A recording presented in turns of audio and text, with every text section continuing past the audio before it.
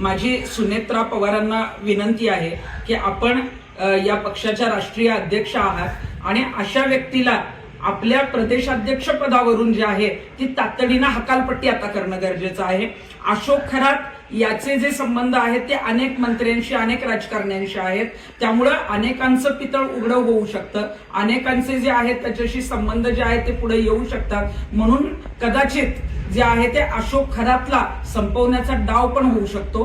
काल काही पीडितांचा फोन मला नाशिकमधून आलेला होता आणि त्यांनी सांगितलं की 24 तारखेपर्यंत जी आहे ती पोलीस कस्टडी अशोक खरातला मिळालेली आहे, पण 24 तारखेला त्याला कोर्टात नेत असताना झटापटीत मारलं गेलं अशा पद्धतीचा जो आहे तो एन्काउंटर अशोक खरातचा होऊ शकतो आणि हे प्रकरण पूर्णपणे बंद करण्याचा जो आहे तो डाव आहे। त्यामुळं मला मुख्यमंत्र्यांना सांगायचं की अशोक खरातने इतकं काम केलेलं आहे, इतके लैंगिक शोषण केले की त्याला जे आहे ते असं तातडीनं संपवून चालणार नाही, त्याला प्रत्येक दिवस जो आहे ती सजा मिळाली पाहिजे।